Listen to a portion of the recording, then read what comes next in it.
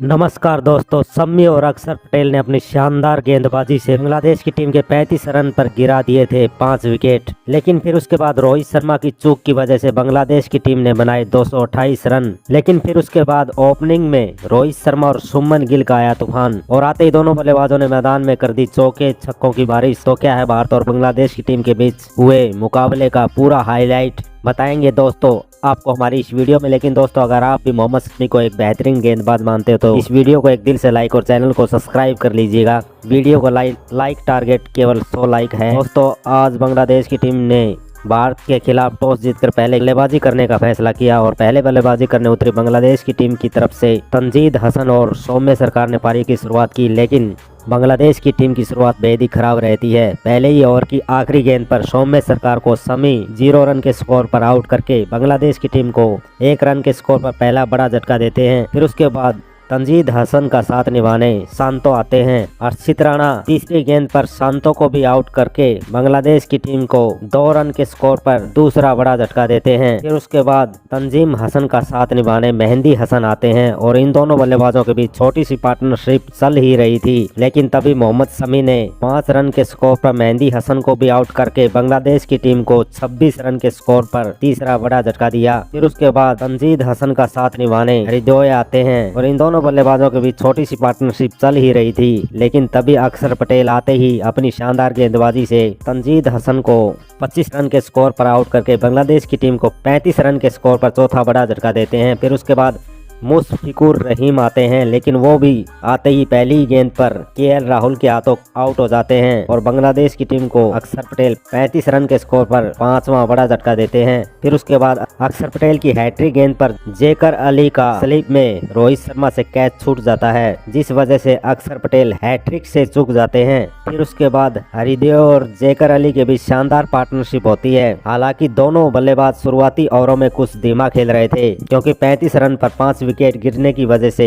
पूरी तरह से प्रेशर बांग्लादेश की टीम पर आ चुका था। लेकिन इन दोनों बल्लेबाजों ने धीमी धीमी बल्लेबाजी करते हुए पहले तो अपनी 50 रनों की पार्टनरशिप पूरी की। फिर इन दोनों बल्लेबाजों ने बांग्लादेश की टीम के स्कोर को 100 रनों के पार पहुंचाया और दोनों ही बल्लेबाज धीरे धीरे अपने अर्श तक के करीब पहुंच रहे थे। हरिदोय एक छोर पर शानदार बल्लेबाजी कर रहे थे और अपना शानदार अर्श तक पूरा करते हैं। दूसरे छोर पर जेकर अली भी अपना शानदार अर्श तक पूरा करते हैं और दोनों ही बल्लेबाजों के बीच शानदार 100 रनों की पार्टनरशिप होती है। दोनों ही बल्लेबाज बांग्लादेश की टीम के स्कोर को 150 रनों के पार पहुंचाते हैं। अब अंत के ओवरों में दोनों बल्लेबाज ताबड़तोड़ अंदाज में बल्लेबाजी कर रहे थे, लेकिन फिर उसके बाद मोहम्मद शमी अंत के ओवरों में अपनी शानदार गेंदबाजी से अच्छी बल्लेबाजी कर रहे जेकर अली को 68 रन के स्कोर पर आउट करके बांग्लादेश की टीम को 189 रन के स्कोर पर छठा बड़ा झटका देते हैं। फिर उसके बाद हरिदेव का साथ निभाने रिशाद आते हैं और इन दोनों बल्लेबाजों के बीच शानदार पार्टनरशिप होती है। दोनों ही बल्लेबाज बांग्लादेश को 200 रनों के पार पहुंचाते हैं। रिशाद आते ही शानदार 2 गेंदों पर 2 छक्के लगाते हैं, लेकिन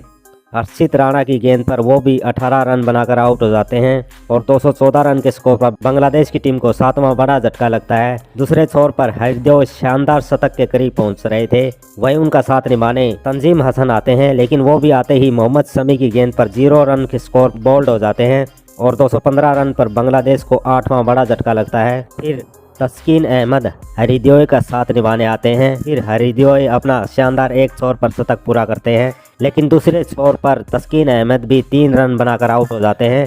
फिर आखिरी ओवर में हरिदेव भी 118 गेंदों पर 100 रन बनाकर आउट हो जाते हैं और बांग्लादेश की टीम 49.4 ओवर में 228 रन के स्कोर पर ऑल आउट हो जाती है। भारत की तरफ से मोहम्मद शमी ने सबसे ज्यादा 5 विकेट सटकाए, वहीं हर्षित राणा ने 3 और अक्षर पटेल ने 2 विकेट सटकाए और जवाब में 229 रनों के लक्ष्य का पीछा करने उतरी भारतीय टीम की शुरुआत रोहित शर्मा और शुभमन गिल ने की और इन दोनों बल्लेबाजों ने आते ही शुरुआती 2-3 ओवरों में थोड़ी धीमी बल्लेबाजी करी, लेकिन फिर जमने के बाद रोहित शर्मा ताबड़तोड़ अंदाज में चौके लगा रहे थे, वहीं शुभमन गिल भी एक छोर पर शानदार चौके छक्के लगा रहे थे। दोनों ही बल्लेबाजों के बीच पावर प्ले में 50 रनों की पार्टनरशिप होती है। फिर रोहित शर्मा अपने अस्त के करीब पहुंच रहे थे, लेकिन तभी छक्का लगाने के चक्कर में वो तस्कीन अहमद की गेंद पर 36 गेंदों पर 41 रन बनाकर आउट हो जाते हैं और भारतीय टीम को पावर प्ले में 69 रन के स्कोर पर पहला बड़ा झटका लगता है। फिर शुभमन गिल का साथ निभाने विराट कोहली आते हैं। हालांकि विराट कोहली इस मुकाबले में थोड़ा सा स्लो खेलते हुए नजर आए,